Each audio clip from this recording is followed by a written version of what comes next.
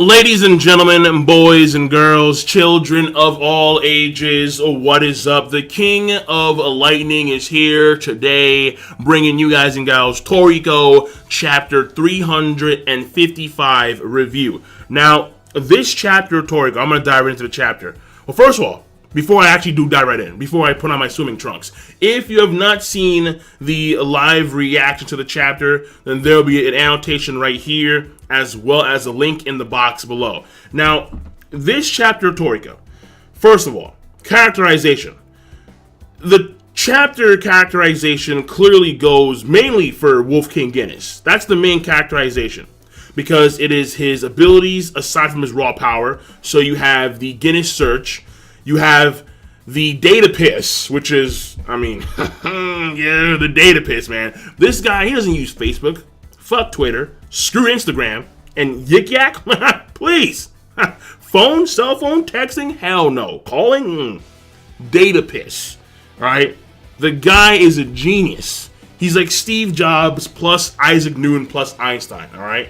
With like a sprinkle of Tesla. Like, that's how good he is. Alright? That's how good Guinness is. He knows everything via one sniff. Yeah, broken. Seriously. So, you have that.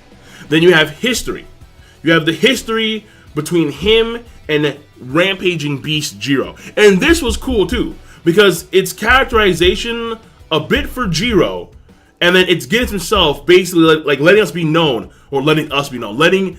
know that he had to dodge the attacks of Jiro. That's how powerful. That's the last time he had to dodge an attack from the Rampaging Beast Jiro. You can see Jiro in the chapter. He has like a tooth as like a knife. Like, he has one of Guinness's fangs as a knife. Like, yeah, ¿qué pasa, Holmes? Oh, like I'm telling, it's funny. It's funny. I'm sorry. So I did like seeing that, and you can see why Guinness. So I think that was where he actually attained the respect for like Torico. Like, yeah, he socked him in the face before, but knowing that he had to like dodge an attack was like, okay, so this attack could actually like hurt me if I don't dodge it. Not bad, young bucks. So I do like that. And someone in the comment section of the live reaction mentioned how Torico and Starjan did a wombo combo, but Guinness had the happy feet. He had the happy feet, and he dodged it right behind them. Brilliant. Simple yet brilliant. So here's the thing. After that, character-wise, Guinness, it looks like he makes like, via the data piss, he's trying to communicate with Torico, and he does so letting him know about Neo. And in the process, it is stated that he does this for comrades, specifically comrades. And so he's doing this so maybe Torico and him can come to like some type of agreement to take out Neo Demon. So that's good. And that's for mainly the story. So it has the characterization component of doing this for the sake of comrades and comrades exclusively. But also it does have the story progression aspect to where it's Guinness trying to have some type of union between himself and Torico for the sake of beating Neo Demon. So that's good. Now, also for characterization, one big thing for Torico, huge. Oh yeah.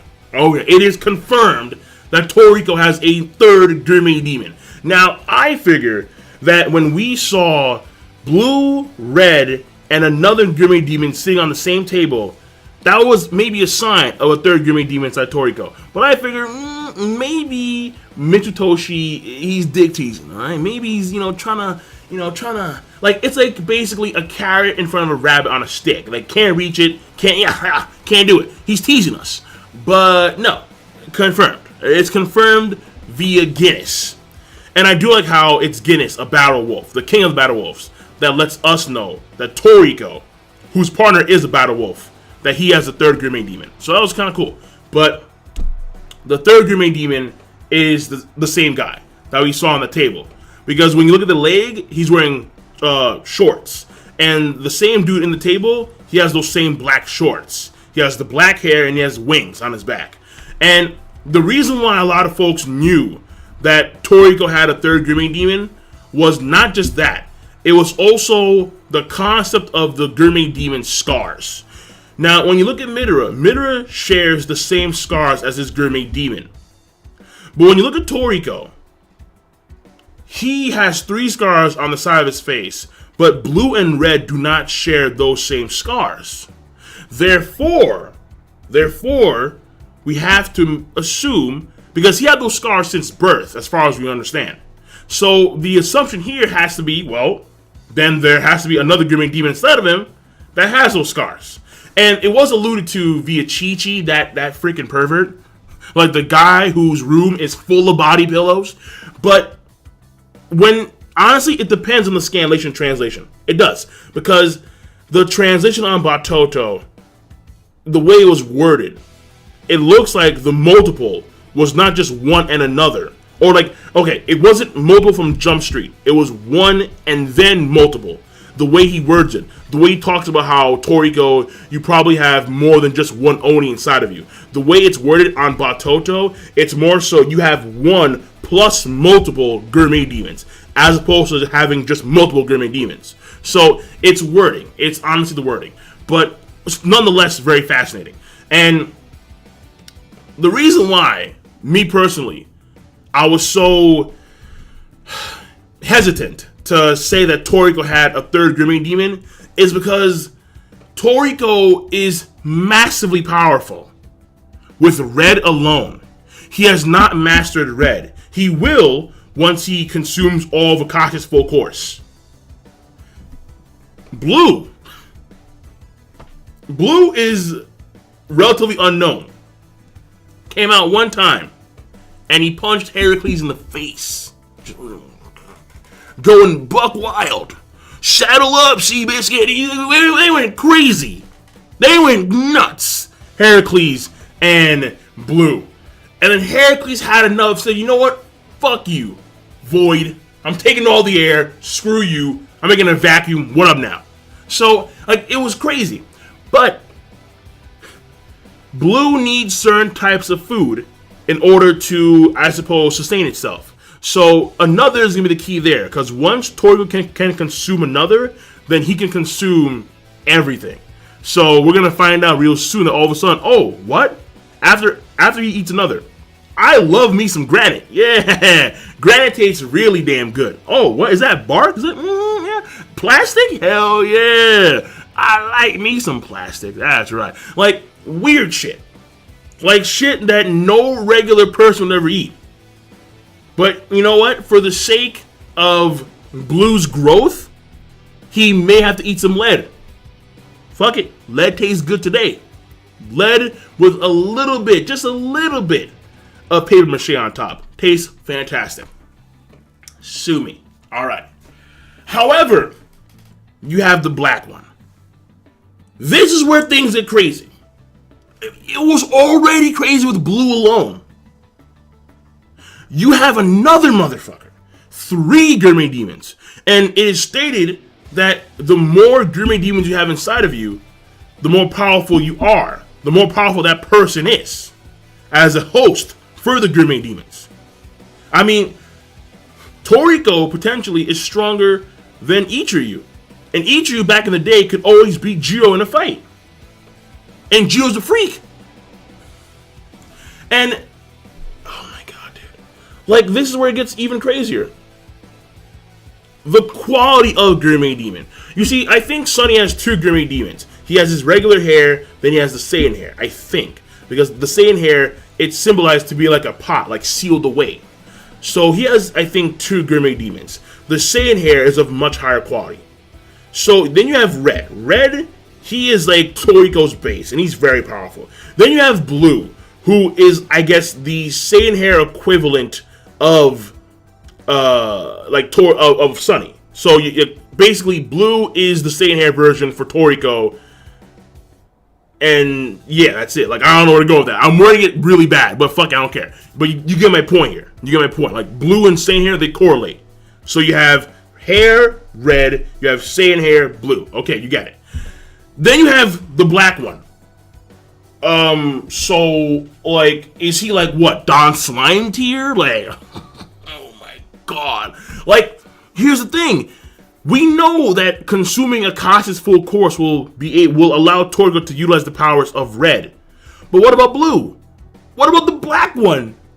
Like there is nothing on Earth that I think... There is nothing on Earth. Who the fuck?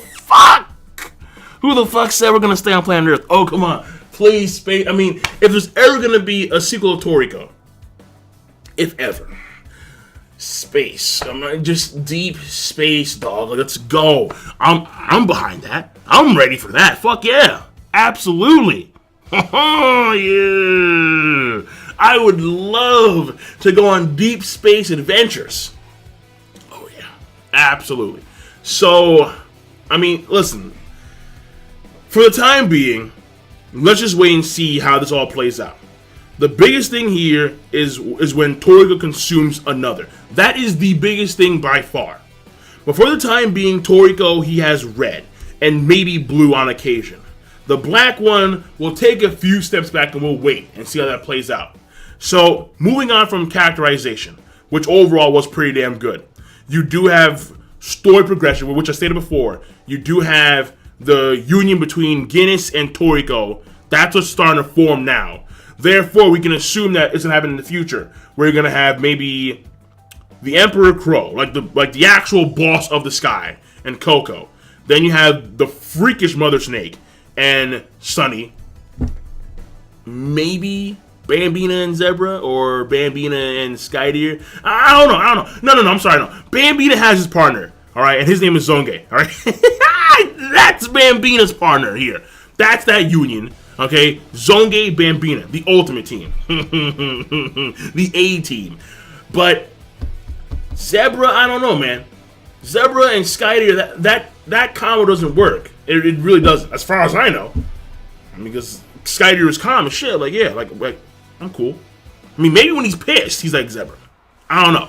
But either way, you have that option there, because again, Neo is going to destroy the world and they need to stop Neo.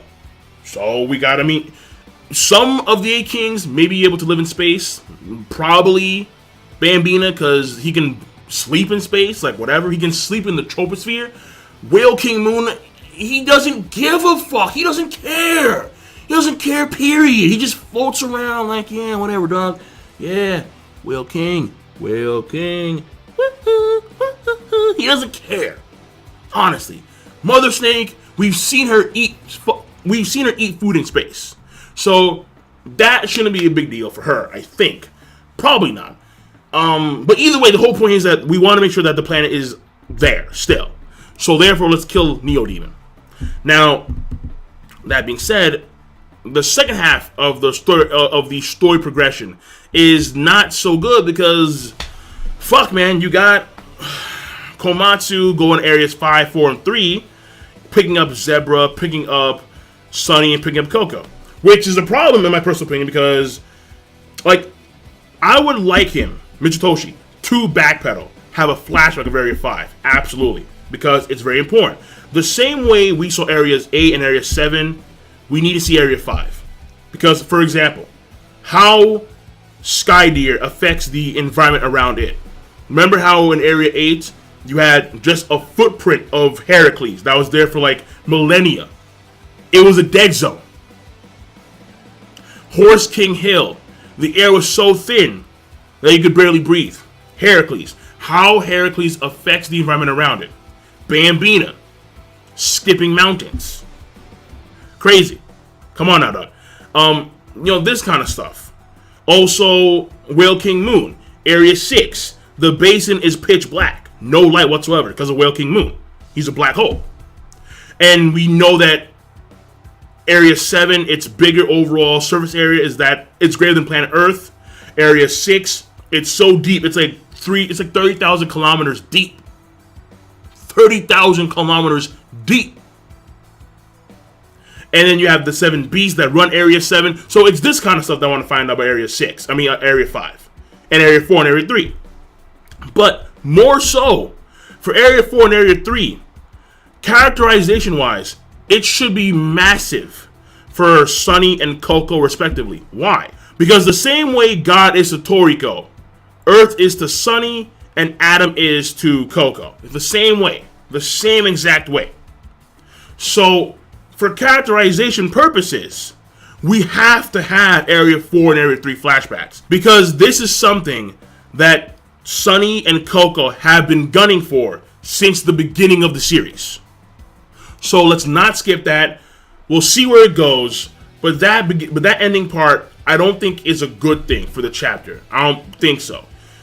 So even if we do on the flashback, it's still not a good thing to just like jump to this particular location and then it's already done. The prep work of news. In of itself, by itself, the chapter, that part is not so good. But for the overall story, if we do get a flashback, then it's negated.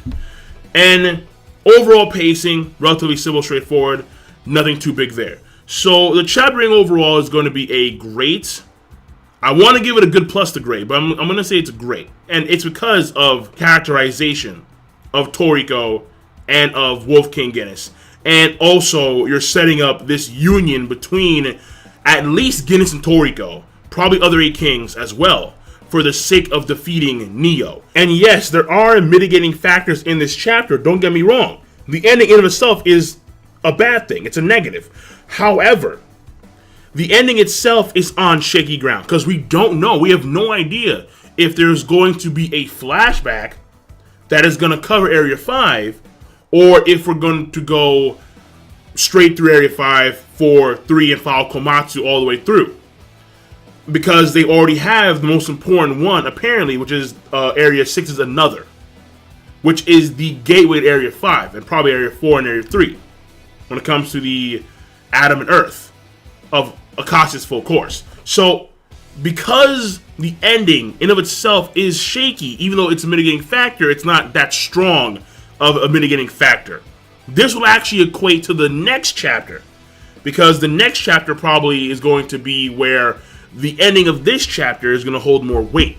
Because if we don't get a flashback, then the next chapter, its rating is going to go down severely, because that flashback is very important. That's a very important flashback. Because, again, this is a major area in the gourmet world. This is one of Akasha's full courses. And you're going to skip it? No. So, that being said, I'm done. King Lightning, rate the video, comment, and subscribe as always. Peace. Have a nice goddamn day.